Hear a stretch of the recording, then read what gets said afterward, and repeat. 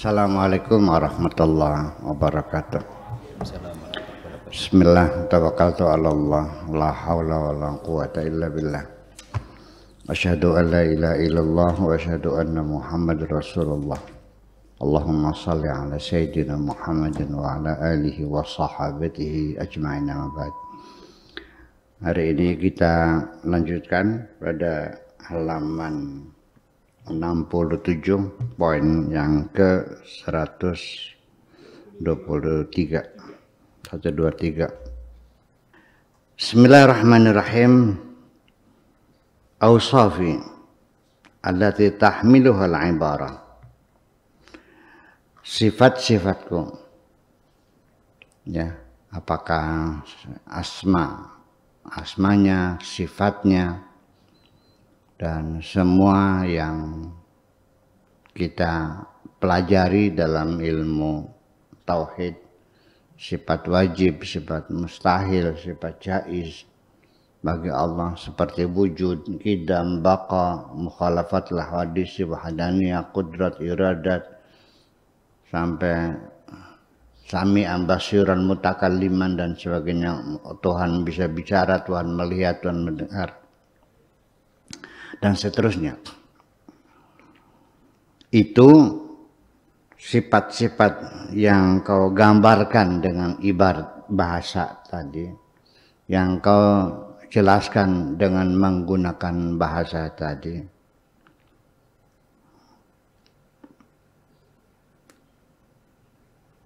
Adalah ausafuka bimakna, itu adalah sifat-sifatmu. Kau mensifati Tuhanmu maha mendengar, maha melihat dan sebagainya. Itu adalah sifat-sifatmu. Kamu mendengar, kamu melihat, kamu berbicara, kamu berkehendak, kamu punya keinginan, punya cita-cita. Itu sifat-sifatmu. Artinya sifat-sifatmu bukan sifat-sifatku. Jadi artinya gimana? Saya tambahkan di sini. Jadi artinya bahwa sifat-sifat Tuhan yang kau nyatakan dengan bahasamu itu adalah maknanya makna majazi. Apa makna majazi itu? Makna pinjaman. Gitu. Jadi yang pasti adalah jangan berimajinasi Tuhan melihat seperti kamu melihat. Melihatnya Tuhan tidak seperti matamu melihat. Tuhan mendengar tidak seperti telingamu mendengar, pasti tidak sama. Itu maksudnya. Mesti dijelasin, itu nggak paham. Ya. Bimana? Wa awsafi allati la tahmiluha al-ibarah.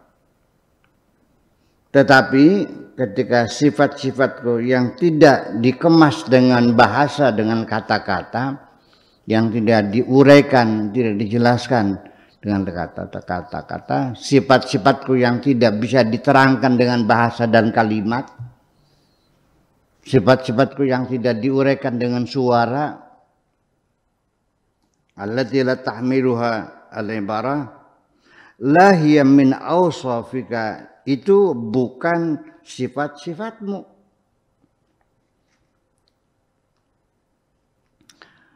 Walahiyya wala min awsafika, dan juga bukan bagian dari sifatmu. Saya ulang lagi. Sifat-sifatku yang diurai dengan bahasa itu adalah sifat-sifatmu.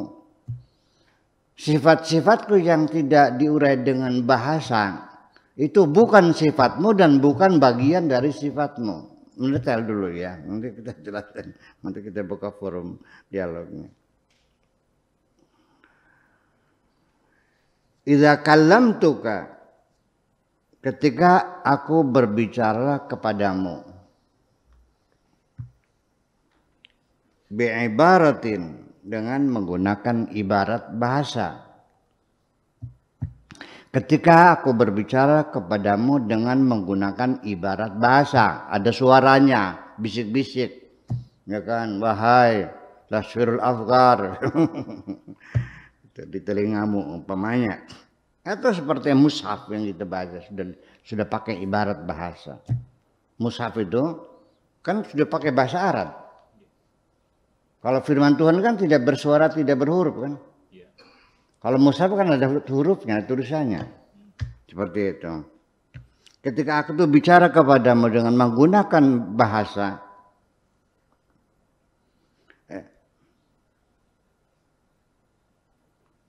ya, lam ta'ti minkal hukumah. Tidak akan datang darimu. Opo al hukumah itu pemerintahan. Ini ngomong apa ini? Ini bahasanya begini, bahasa Indonesianya apa? Artinya tidak akan membuat engkau punya kekuasaan. Artinya tidak akan ada apa-apanya. Al-hukumah itu artinya kekuasaan, pemerintahan. Jadi ketika aku berbicara kepadamu dengan menggunakan bahasa, maka engkau tidak akan mendapatkan kekuasaan apapun.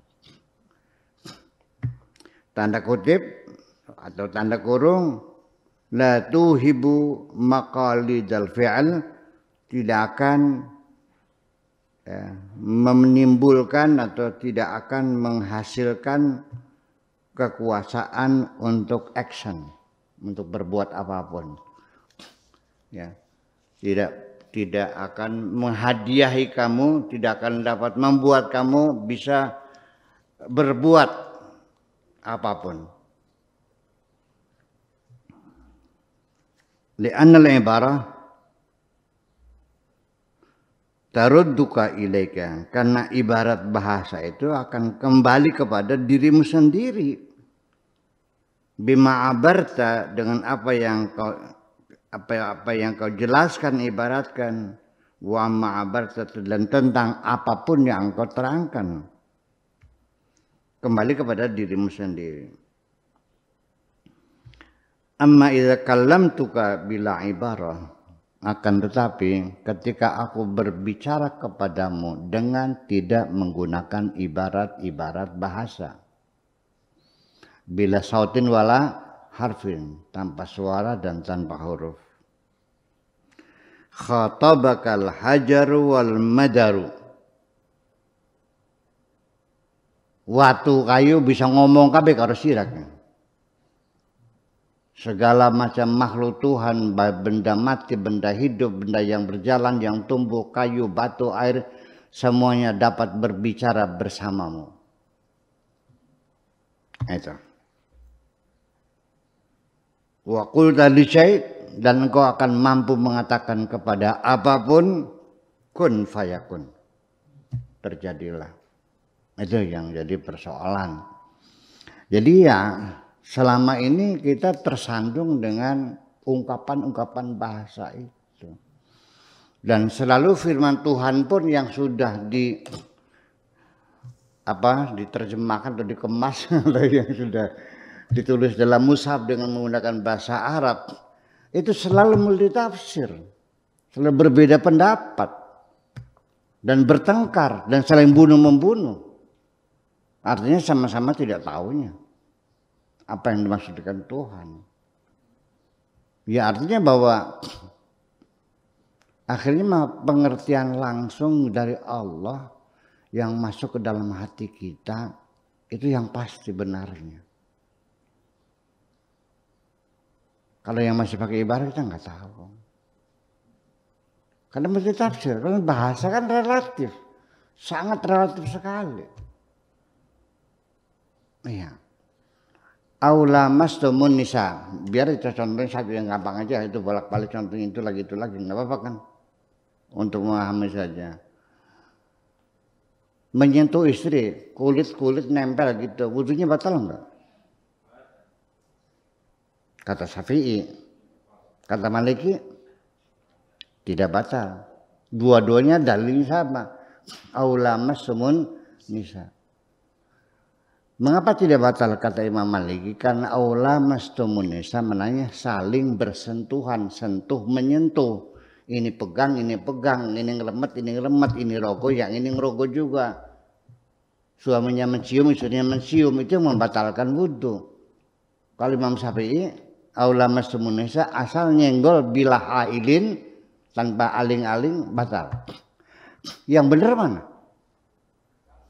Apakah lamas temunis itu menyentuh atau bersentuh-sentuhan? Iya, kan ada sisipan. Lamasa dikasih sisipan alif ba'da fa'il fi'li menjadi lamasa. Asalnya 3 huruf lamasa menyentuh. Kalau lamasa saling bersentuhan kata Imam Maliki. Kata Imam Syafi'i tidak. Lamasa tetap maknanya bersentuh. Mana yang benar? Kalau dari sisi ilmu bahasa, ya, yang mendekati kebenaran Imam Maliki. Kalau wazan mufa'ala itu lil musyarakah, maknanya saling. Tapi masalahnya ngotot, ya udahlah, saya juga matanya Syafi'i, ya udah aja lah. Kalau nyenggol istri ya wudu lagi gitu aja. Susah banget sih. Iya. Kalau saya pindah madhab nanti nggak punya teman saya. Nanti bahsul masalahnya masih apa? Yang temannya Syafi'i semua aja, ya udahlah. Ya, nggak terlalu penting bagi saya. Tetapi dalam sisi pemikiran ini tetap menjadi masalah. Dalam praktik sehari-hari nggak ada masalah bagi saya. Iya, ya udah lagi aja sih. Iya. Kalaupun dia tidak batal, ya nggak apa-apa kan saya wudhu lagi. Kalau hakikatnya tidak batal, tapi saya wudhu lagi boleh nggak? Ya sudah selesai. Iya, itu seperti itu. Jadi ini kembali yang jadi masalah bahwa bahasa alat komunikasi yang dibuat oleh manusia dasarnya apa? Apakah itu indoktrinasi dari Tuhan langsung Allah mengallama adamal asma'a kullaha? Ya, Allah mengajarkan bahasa kepada Nabi Adam. Ataukah bahasa itu peradaban yang berkembang dari nol, dari zaman primitif yang masih menggunakan bahasa isyarat, tunjuk sana, tunjuk sini, belum berbicara. Nabi Adam dulu berbicara belum sih dengan Siti Hawa? Menggunakan bahasa apa kita nggak tahu. Bahasa Sanskrit, bahasa Aromia, bahasa Ibrani, bahasa Suryani, banyak bahasa kuno yang udah mati. Atau memang, tetapi di kajian antropologi bahwa manusia itu ketika berkomunikasi dulu tidak menggunakan bahasa, pakai bahasa isyarat. Kalau begini mananya Pak? Kalau gini?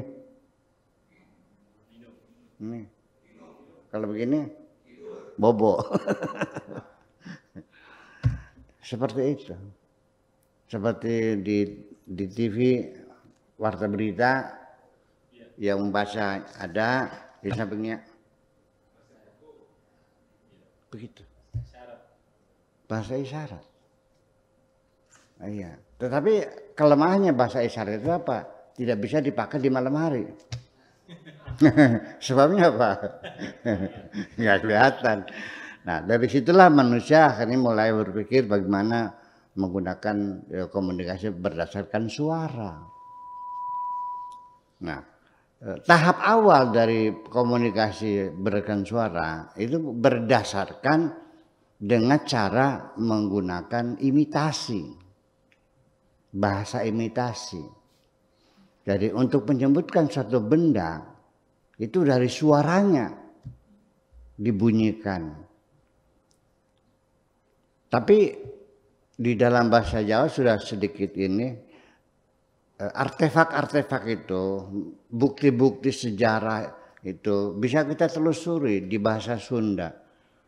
Untuk menyebutkan kucing itu orang Sunda bilangnya meong. Karena apa? Bunyinya meong. Menyebutkan kambing apa orang Sunda? Sebabnya apa disebut embe? Karena bunyinya begitu. Kalau kebo apa sesudahnya? Ya lemu ya belending. Nah itulah semacam itu. Dan banyak sekali. Mengetok pintu, ya kalau bunyinya tok tok tok mengetok pintu. Jatuh, gedebuk, ya karena bunyinya gedebuk, karena begitu. Itu masih ada kelihatan, masih bisa kita buktikan bahwa teori itu seperti itu. Nah, akan tetapi makna yang sejati, apa yang terkandung dalam pikiranmu, dalam hatimu ketika dikomunikasikan, tidak mungkin orang yang mendengarkan komunikasimu itu akan sama dengan pikiranmu. Saya melihat perempuan cantik jelita, dan kalian semua ini ahli pelukis ulung semuanya. Saya ceritakan, saya kemarin ketemu dengan seorang perempuan cantik jelita, namanya Julia, orang Tangerang, begini, rambutnya begini, alisnya bagai semut beriring, betisnya bagai padi bunting terus. Sudah 1 hari 1 malam saya bercerita, terekam dalam pikiranmu, membangun imajinasi, betul? Terus saya perintahkan, silakan Anda lukiskan apa yang ada dalam pikiran Anda. 1, hasilnya pasti lukisan kamu tidak ada yang sama. Imajinasi kamu tidak terbangun sama. Percaya nggak? Sampai ada yang gambarnya kayak hantu. Yang cantik itu kayak hantu. Alisnya semut beriring, rambutnya seperti mayang, betisnya seperti padi bunting. Digambarkan betul-betul kayak padi bunting, kayak hantu enggak gambarnya? Ya kan? Nah, itulah jadi persoalannya. Nah, jadi nanti ketika engkau membaca Al-Quran, mungkin maksudnya ini bukan Al-Quran, mushaf yang baca Fatihah. Semua orang baca Fatihah. Apa kesan yang masuk dalam pikiranmu? Fatihah itu apa kandungannya? Nggak jelas kok. Alhamdulillahirabbil alamin arrahmanir rahim maliki yaumiddin. Iyyaka na'budu wa iyyaka nasta'in. Ihdinas siratal mustaqim. Maksudnya apa? Suruh apa? Lagi cerita apa ini? Ya nggak jelas. Ya itu, dipenggal-penggal 1 ayat demi 1 ayat. Terus rangkaian umumnya apa? Berbeda pendapat lagi. Semuanya akan berbeda pendapat. Ya, jadi artinya sampai tanda titik komanya pun juga berbeda pendapat. Saya baca Al-Fatihah itu begini. Alhamdulillahirabbil alamin arrahmanir rahim maliki yaumiddin. Enggak saya putus-putus. Enggak, alhamdulillahirabbil alamin arrahmanir rahim maliki yaumiddin. Dipotong-potong umumnya kan? Betul enggak? Di ayat itu ada tanda lam alif enggak? Lam alif itu artinya apa? Alamatul waqfil mamnu', tidak boleh berhenti. Masih berlaku enggak? Kalau berlaku udah coret aja sih lam alifnya. Sampai sekarang diabadikan. Ya kenapa tidak boleh berhenti? Karena itu bukan titik, itu koma. Ini biar kita masuk bahasa dulu. Alhamdulillahirabbil alamin. Ar-Rahmani apa Ar-Rahmanu? Kalau Ar-Rahmani jadi apa? Non? Jadi sifat kan? Betul enggak? Betul enggak? Kalau sifat, ya tidak boleh titik dong. Kepada Bapak Bupati yang saya hormati bersama. Enak gak baca begitu? Saya sampaikan ucapan terima kasih yang sebanyak-banyaknya atas segala. Enak gak? Itulah makanya perlu tanda-tanda baca itu supaya jangan salah berhenti. Kenapa tidak Anda hormati? Ini kan selesai. Betul nggak? Ya iya. Kalau berhenti, maka konsekuensinya Ar-Rahman di sini marfu. Alhamdulillahirabbil alamin Ar-Rahmanur Rahimu. Sebagai apa? Sebagai khabar li mubtada'in mahdzuf. Takdiruhu huwar rahmanu. Gimana lagi? Itu kan persoalannya. Ya, itulah. Jadi selagi aku berbicara kepadamu dengan menggunakan ibarat, tidak akan mendapatkan kepastian dalam dirimu. Lam ta'tikal hukumah. Itu mana? Sudah jelas? Kudu diterangkan dulu. Jadi yang benar apa? Ketika tanpa suara, tanpa huruf, tanpa ibarat, tanpa bahasa, langsung mengerti, langsung keputusan, berhasil. Namanya intuisi namanya. Intuisi itu muncul dalam pikiran kita seolah-olah dari kita, padahal itu dari Allah sebetulnya mah. Go ahead, kata Tuhannya, jalan terus, jangan mundur. Kamu pasti menang, Indonesia pasti merdeka, kan gitu. Jalan. Nah, ya kan? Itu persoalannya, nggak ada kepastian.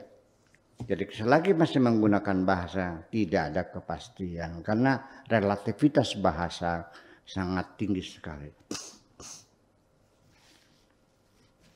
Kemudian yang lain, satu kata, satu kalimat, satu bahasa tetap tidak punya makna yang pasti karena sangat ditentukan oleh faktor psikologis sang pembicara, itu bahasa.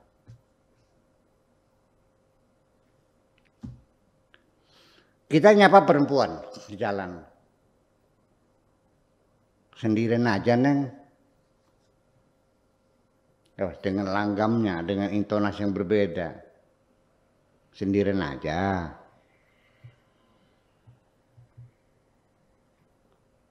Anda namanya siapa? Kamu namanya siapa? Sama nggak artinya? Kalau tulisan kan suaranya nggak ada. Tuhan berbicara dalam Al-Quran, if'alu ma syi'tum, lakukan apapun mau kemauan kamu. If'alu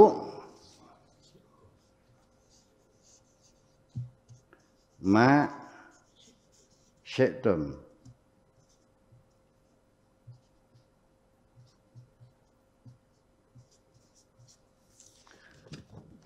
Tuhan berbicara if'alu ma syi'tum, lakukan apapun yang kau mau. Ini dikatakan kepada orang-orang yang beriman. Artinya karena keimanan mereka sudah mapan, sudah baik sebagai pengikut para nabi yang setia. Tuhan mengatakan if'alu ma syi'tum, silahkan kau bebas berbuat apapun. Karena aku ridho, aku pasti suka. Apapun yang kau lakukan, aku pasti suka. Itu maksudnya. Betul nggak?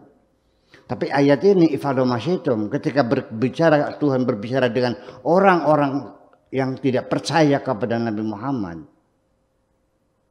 Pada orang-orang penjahat-penjahat. If'alu ma syi'tum maknanya apa? Paham. Artinya aku nggak ngurusin kamu, udah terserah. Jadi mana di mana? Itulah persoalannya bahasa itu. Jadi akhirnya saya di ujungnya satu tujuan saya. Apapun penyebabnya, apapun penafsirannya, ketika engkau berbeda pendapat, ya sudah selesai. Mau berpendapat masing-masing berjalan pada jalan yang berbeda. Tidak perlu bertengkar, ngapain sih bertengkar? Kamu maksa orang suruh masuk surga semua. Ini saya nggak paham jadi. Di dunia ini orang beragama kok memaksa sih? Sudah begitu jelas la ikraha fiddin, tidak ada paksaan agama. Iya dong. Kalau Anda yakinnya merah silakan. Kan gitu. Kalau Anda yakinnya sholat kita tidak pakai usul langsung Allahu Akbar aja, ya silakan. Yang penting sholat. Yang pakai usolli ya silakan. Yang kunut, ini sholat untuk mempersatukan umat, menjadikan perpecahan. Sholat itu kan untuk bersatu, bertemu tiap hari 5 kali dengan tetangga kita. Seminggu sekali kita rapat mingguan hari Jumat.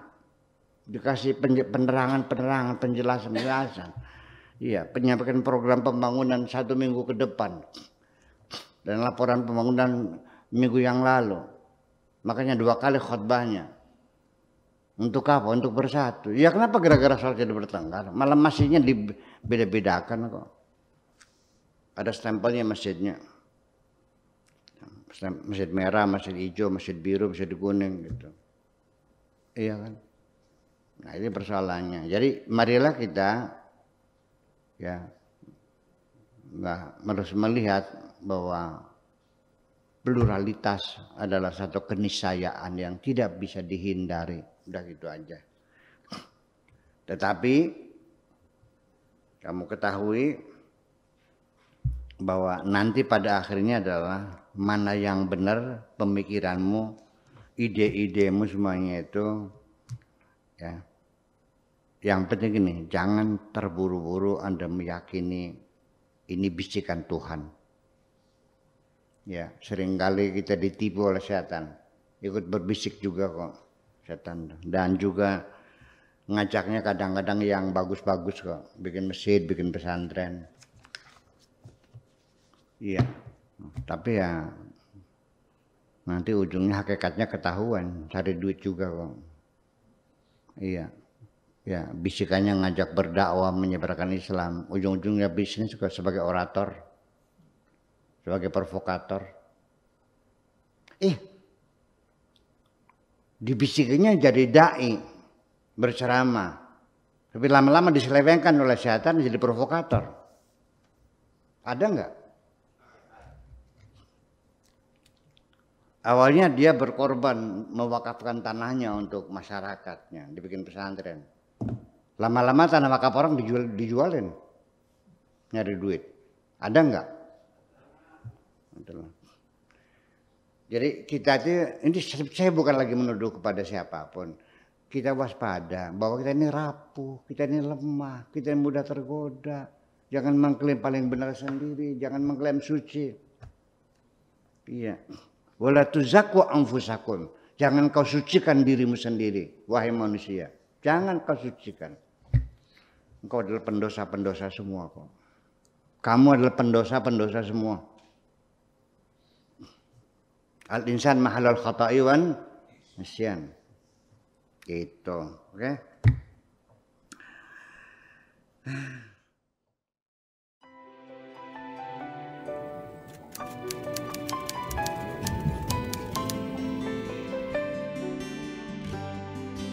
Aku hanya ingin berbagi kebahagiaan